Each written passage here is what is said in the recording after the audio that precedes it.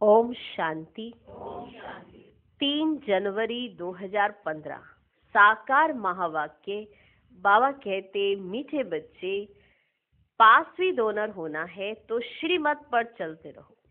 कुसंग और माया के तूफानों से अपनी संभाल करो।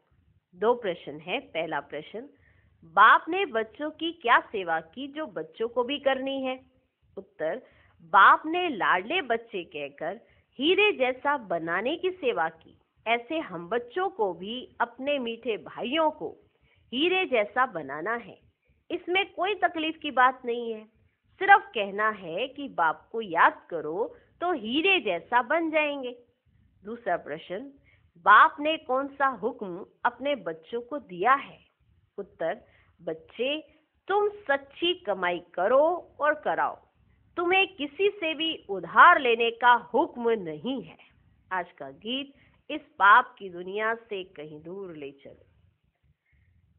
ओम शांति। नई दुनिया में चलने वाले मीठे मीठे रूहानी बच्चों प्रति बाप गुड मॉर्निंग कर रहे हैं। गुड मॉर्निंग बाबा। देखो, आते ही बाबा ने कहा, क्या कहा? Good morning. तो हम बच्चे क्या कहेंगे? गुड मॉर्निंग बाबा। रूहानी बच्चे नंबरवार पुरुषार्थ अनुसार जानते हैं कि बरोबर हम इस दुनिया से दूर जा रहे हैं। कहाँ? अपने स्वीट साइलेंस होम में। शांति धाम ही दूर है जहाँ से हम आत्माएं आती हैं। वह है मूल वतन, यह है स्थूल वतन। वह है हम आत्माओं का घर। उस घर में बाप बिगड़ तो कोई ले ना जा सके। तुम सब ब्राह्मण ब्राह्मणियां रूहानी सर्विस कर रहे हो। किसने सिखाया है? दूर ले चलने वाले बाप ने। कितनों को ले जाएंगे दूर? अनगिनत है। कितनों को ले जाएंगे दूर? अनगिनत है। एक पंडे के बच्चे तुम सब भी पंडे हो। तुम्हारा नाम ही है पांडव सेना। तुम बच्चे हरेक को दूर ले जाने की युक्ति बतलाते हो। मन मना भव, बाप को याद करो। कहते भी हैं बाबा, इस दुनिया से कहीं दूर ले चलो। नई दुनिया में तो ऐसे नहीं कहेंगे। यहाँ है रावण राज्य, तो कहते हैं इससे दूर ले चलो। यहाँ चैन नहीं है। यहाँ चैन नहीं है। इसका नाम ही है दुख धाम। अभी बाप तुमको कोई धक्का नहीं खिलाते हैं। भक्ति मार्ग में बाप को ढूंढने के लिए तुम कितने धक्के खाते हो। बाप खुद कहते हैं, मैं हूं ही गुप्त। मैं हूं ही गुप्त। इन आंखों से कोई मुझे देख नहीं सकते। श्री कृष्ण के मंदिर में माथा टेकने के लिए चाकड़ी रखते हैं। मुझे तो पैर है ही नहीं जो तुमको माथा टेकना पड़े।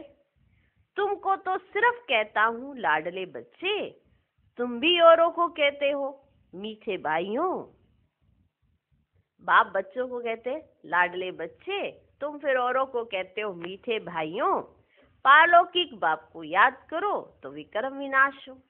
बस, और कोई तकलीफ नहीं। जैसे बाप हीरे जैसा बनाते हैं, बच्चे भी औरों को हीरे जैसा बनाते हैं। यही सीखना है, मनुष्य को हीरे जैसा कैसे बनाएं। ड्रामा अनुसार कल्प पहले मुआफिक, कल्प कल्प के संगम पर बाप आकर हमको सिखलाते हैं। फिर हम औरों को सिखलाते हैं। बाप हीरे जैसा बना रहे हैं। तुमको मालूम है, खोजा के गुरु अगे खा को सोने चांदी हीरो में वजन किया था। मालूम है? बाप हीरे जैसा बना रहे हैं। नेहरू को सोने में वजन किया था और उन्हों को सोने चांदी हीरे में वजन किया था।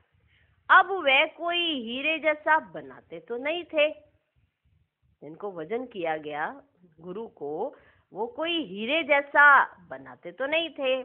और नेहरू जी को सोने में वजन किया था।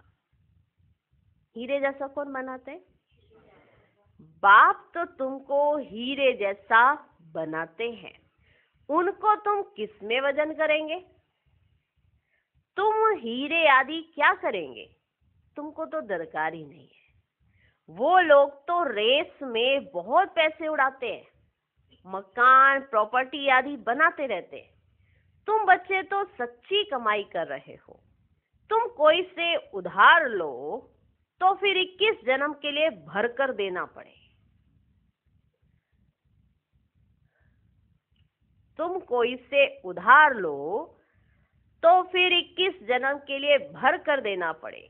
तुम्हें किसी से उधार लेने का हुक्म नहीं है।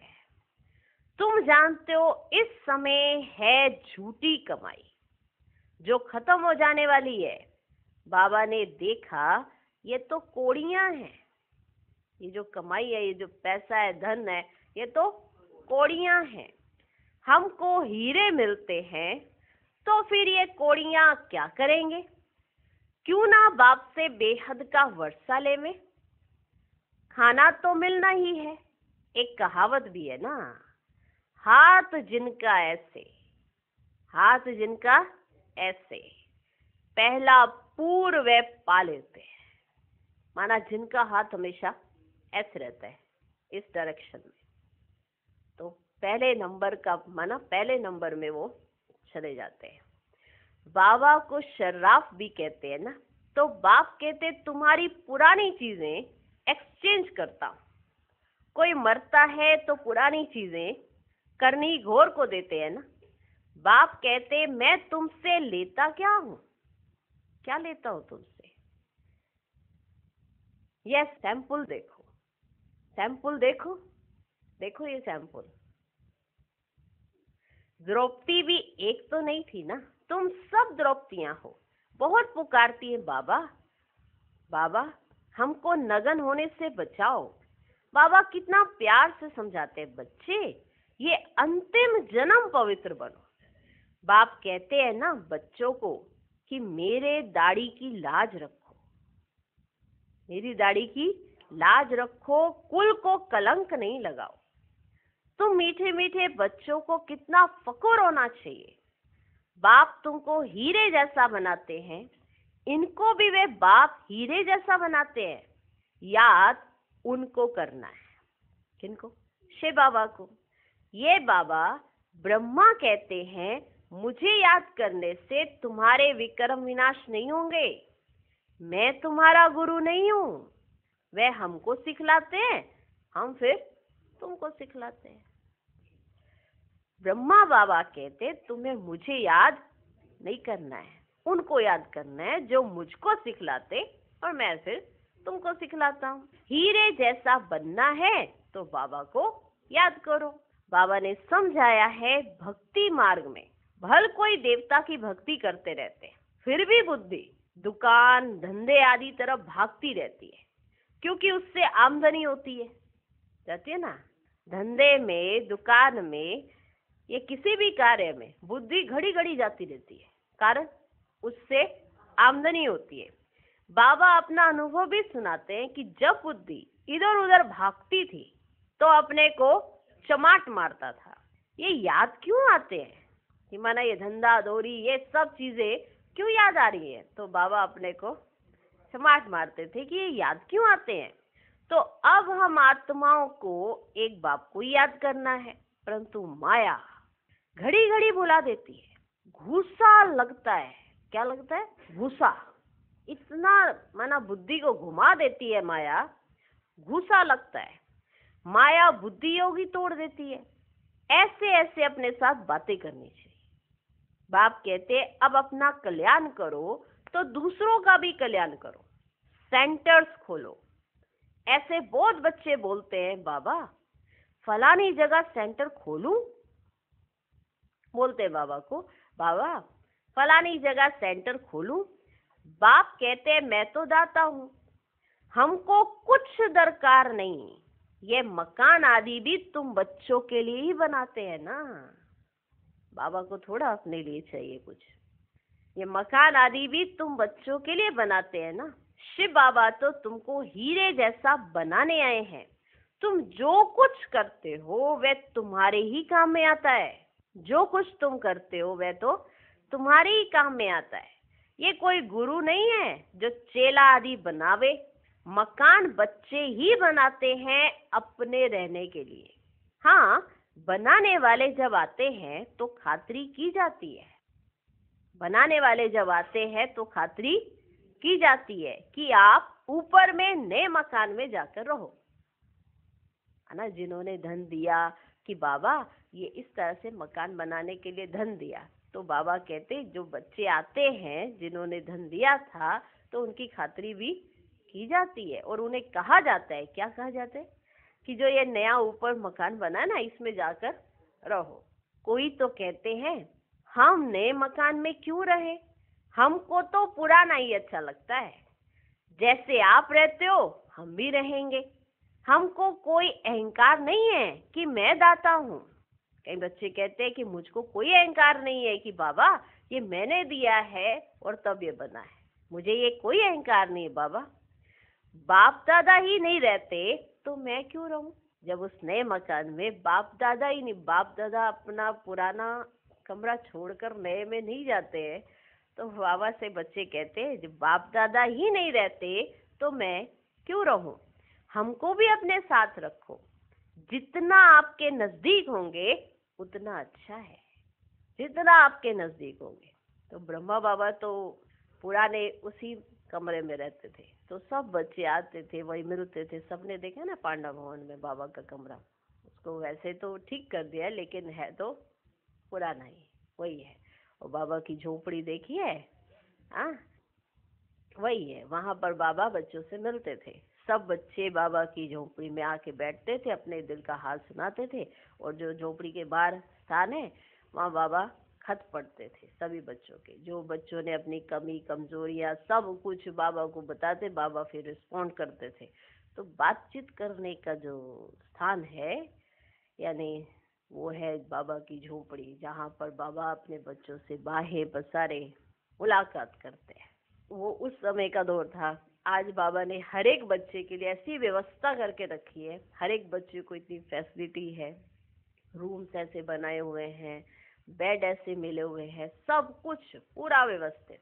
ऐसा लगता ही नहीं है कि आप माना ऐसे कोई त्याग तपस्या वैराग्य ऐसी कोई उसमें आए हो। ऐसा लगता है जैसे शाही ठाट बाट से बाबा ने अपने बच्चों को रखा है, हर तरीके से हर फैसिलिटी है। इतनी घर में नहीं होगी जितनी मधुबन घर में होती है। तो बाबा से बच्चे कहते कि हम नए मकान में क्यों रहे, जब आपने, हम तो आपके नजदीक ही रहेंगे, हम तो आपके पास पास ही रहेंगे, पास पास। तो फिर सारे ही कहने लगेंगे तो फिर इसलिए बाबा फिर बड़े प्यार से समझाते हैं उनको कि ये भी बाबा ने बनाया है तो बच्चों के लिए बनाया है। तो उस तरह से बाबा भी जानते हैं कि हर एक बच्चे का दिल होता है कि बाबा के पास पास रहे, पास पास। बाप समझाते जितना पुरुषार्थ करेंगे तो सुखधाम में ऊंच पद पाएंगे, स्वर्ग में तो सब जाएंगे ना। भारतवासी जानते हैं भारत पुण्य आत्माओं की दुनिया थी, पाप का नाम नहीं था। अभी तो पाप आत्मा बन गए हैं। यह है रावण राज्य। सतयुग में रावण होता ही नहीं है, रावण राज्य होता ही है आधा कल्प के बाद। बाप इतना समझाते हैं तो भी समझते नहीं, है ना। इतना बाबा डिटेल में समझा रहे हैं तो भी कई बच्चे समझते ही नहीं। कल्प कल्प ऐसा होता आया है, नई बात नहीं है कि नहीं समझते। कल्प कल्प ऐसा होता आया है। तुम प्रदर्शनियां करते हो, कितने ढेर आते हैं, प्रजा तो बहुत बनेगी, हीरे जैसा बनने में तो टाइम लगता है। प्रजा बन जाए वह भी अच्छा।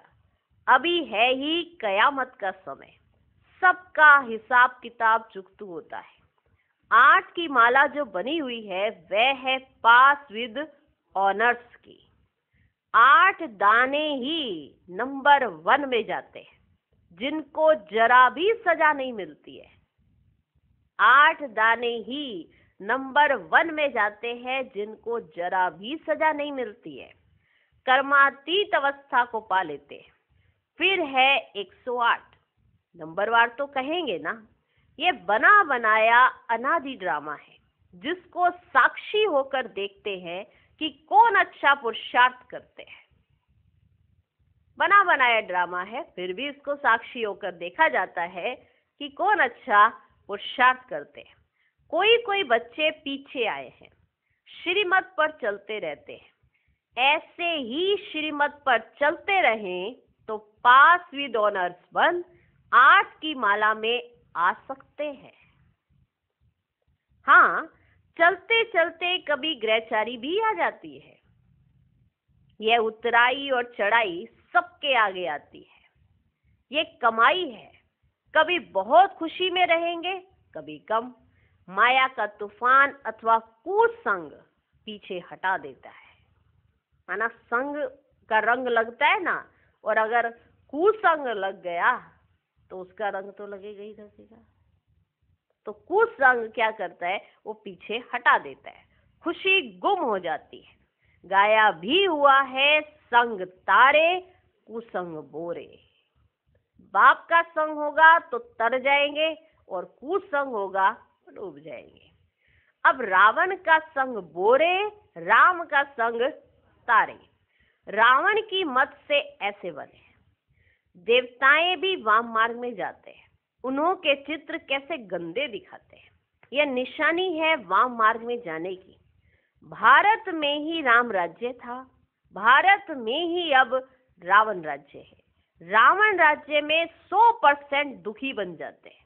ये खेल है, ये नॉलेज किसको भी समझाना कितना सहज है। बाबा के सामने एक नर्स बैठी हुई है। तो बच्चे आए ना बाबा से मिलने, तो एक नर्स बैठी है बाबा के सामने। बाबा इस बच्ची को कहते हैं, तुम नर्स हो, वह सर्विस भी करती रहो, साथ साथ तुम ये सर्विस भी कर सकती हो।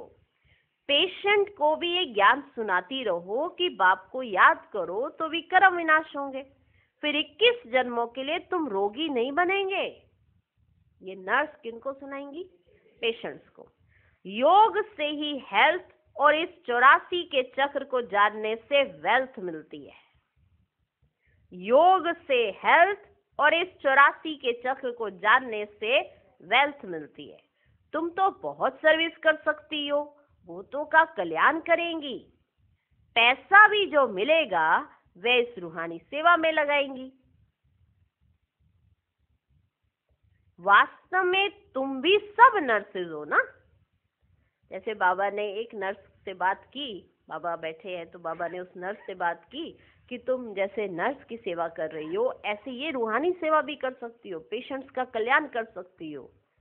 तो बाबा उनको डायरेक्शन दे रहे हैं कि तुम ये नर्स की जो जॉब है वो कंटिन्यू रखो, ठीक है। माना तुम डबल सेवा कर सकती हो। कि बाबा ने कहा अगर पैसा भी जो मिलेगा वो भी तुम इस रूहानी सेवा में लगाएंगी। वास्तव में तुम भी सब नर्सेज हो ना। फिर बाबा ने इधर से हटके फिर सभी की तरफ देखा, फिर सबको कहा तुम सब नर्सेज हो ना। छी छी गंदे मनुष्यों को देवता बनाना, यह नर्स समान सेवा हुई ना, हुई ना। बाप भी कहते हैं मुझे पतित मनुष्य बुलाते हैं कि आकर पावन बनाओ। तुम भी रोगियों की ये सेवा करो, तुम पर कुर्बान जाएंगे, तुम्हारे द्वारा साक्षात्कार भी हो सकता है। अगर योग युक्त हो तो बड़े बड़े सर्जन आदि सब तुम्हारे चरणों में आकर पड़े। तुम करके देखो, तुम करके देखो। यहाँ बादल आते हैं रिफ्रेश होने, फिर जाकर वर्षा कर दूसरों को रिफ्रेश करेंगे। कई बच्चों को यह भी पता नहीं रहता है कि बरसात कहाँ से आती है। समझते हैं इंद्र वर्षा करते हैं, इंद्रधनुष कहते हैं ना। शास्त्रों में तो कितनी बातें लिख दी है। बाप कहते हैं ये फिर भी होगा। ड्रामा में जो नूंद है, हम किसकी गलानी नहीं करते हैं कि ये क्या क्या लिख दिया, ऐसे क्या कर दिया। हम किसी की गलानी नहीं करते हैं। यह तो बना बनाया अनादि ड्रामा है। समझाया जाता है कि ये भक्ति मार्ग है।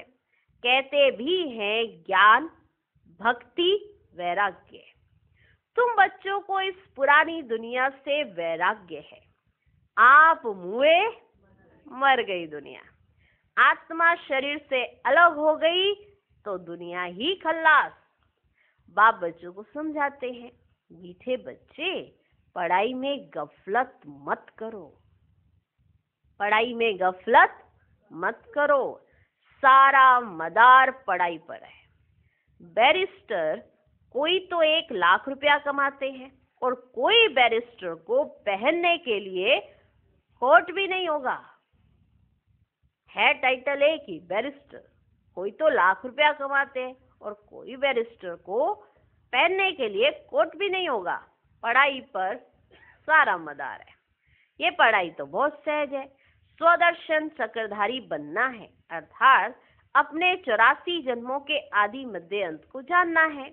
अभी सारे झाड़ की जड़जड़ी भूत अवस्था है, फाउंडेशन है ही नहीं। बाकी सारा झाड़ खड़ा है पर फाउंडेशन है ही नहीं। वैसे ये आदि सनातन देवी देवता धर्म जो था, थुर था, वे अभी है ही नहीं। धर्म भ्रष्ट, कर्म भ्रष्ट बन गए हैं। मनुष्य किसको सदगति दे ही नहीं सकते।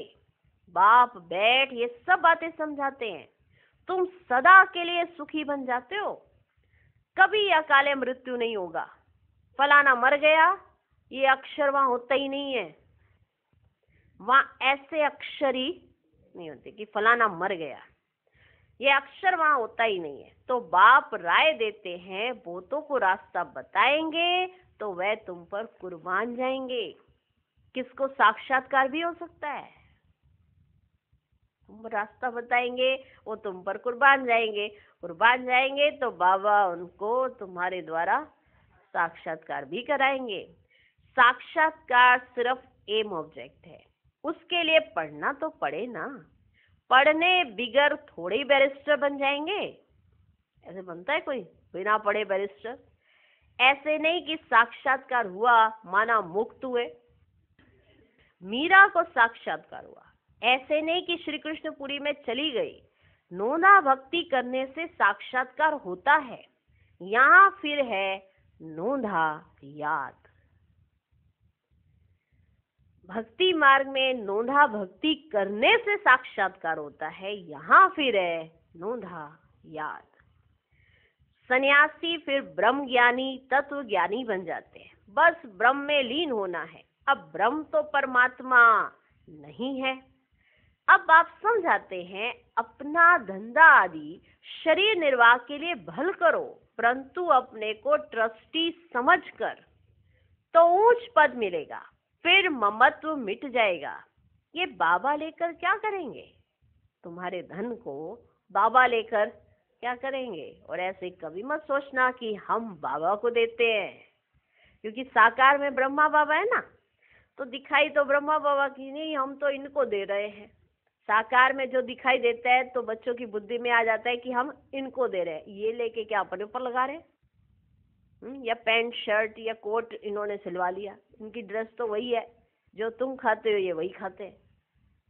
क्या ऐसा किया विचित्र? क्या इन्होंने अपने कमरे में डेकोरेशन करा ली? क्या ऐसा किया? उसी धन से बच्चों के लिए मकान बनाए। फिर भी सोचने वाले बच्चे कैसे सोच लेते हैं, ये बड़ा वंडर लगता है कि हम इनको देते हैं। इनको देकर क्या करेंगे? इन्होंने तो अपना ही सब कुछ बाप को दे दिया, तो इनको दे के क्या करेंगे? ये भी बड़ी माना अच्छी बुद्धि चाहिए इस बात को भी समझने के लिए। ये बाबा लेकर क्या करेंगे? इसने तो सब कुछ छोड़ा ना, इसने तो खुद में ही सब कुछ छोड़ा ना। घर बार व महल आदि तो बनाना नहीं है, कोई महल तो नहीं बनाना, कोई घर बार तो नहीं बनाना। ये मकान बनाते हैं क्योंकि ढेर बच्चे आएंगे। आबू रोड से यहाँ तक क्यों लग जाएगी? तुम्हारा अभी प्रभाव निकले तो माथा ही खराब कर दे। बड़े आदमी आते हैं तो भीड़ हो जाती है। तुम्हारा प्रभाव पिछाड़ी में निकलना है, अभी नहीं। बाप को याद करने का अभ्यास करना है ताकि पाप कट जाएं। ऐसे याद में शरीर छोड़ना है। सत्युग में शरीर छोड़ेंगे, समझेंगे एक छोड़ दूसरा नया लेंगे। यहाँ तो देह अभिमान कितना रहता है, फर्क है ना। ये सब बातें नोट करनी और करानी है। औरों को भी आप समान हीरे जैसा बनाना पड़े। जितना पुरुषार्थ करेंगे उतना उच्च पद पाएंगे। ये बाप समझाते हैं, ये कोई साधु महात्मा नहीं है।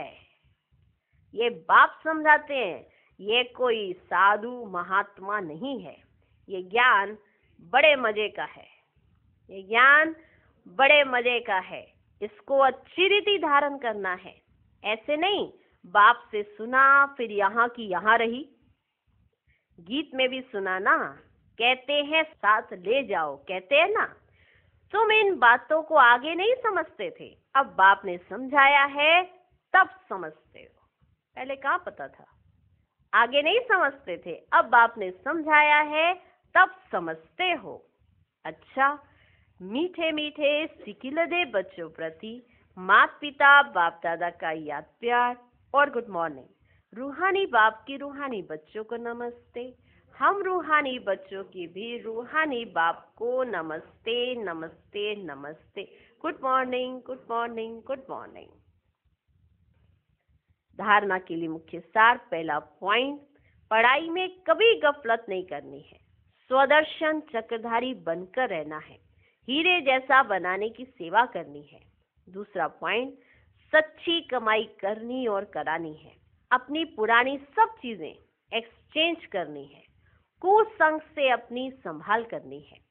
आज का वरदान, अपने डबल लाइट स्वरूप द्वारा आने वाले विघ्नों को पार करने वाले तीव्र पुरुषार्थी भव।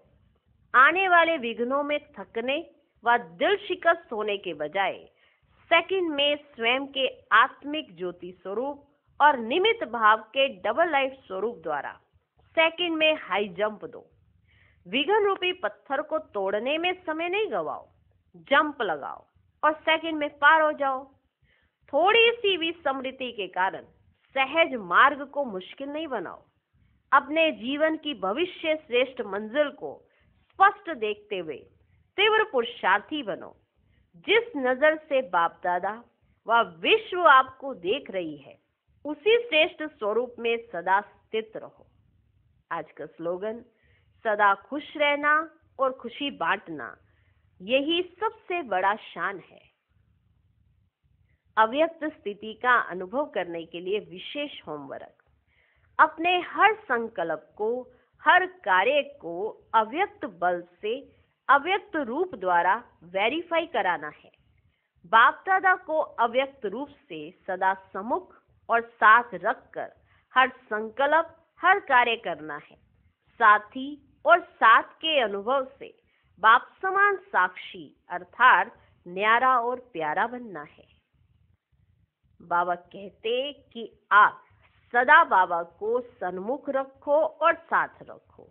अगर सन्मुख और साथ रखेंगे तो ही आप ये जो पूरे विश्व को देख रहे हो, इससे साक्षी रह सकते हो, माना न्यारे और प्यारे। अगर साक्षीपन का भाव नहीं होगा, बीच में घुस जाएंगे तो फिर अव्यक्त स्थिति नहीं रहेगी। और अगर अव्यक्त स्थिति नहीं रही तो अव्यक्त बल भी मिलेगा नहीं और अव्यक्त बाप दादा भी साथ आपको अनुभव नहीं होंगे।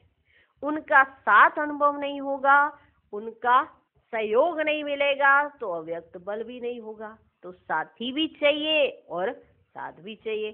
तो इसके लिए साक्षी रहना पड़े।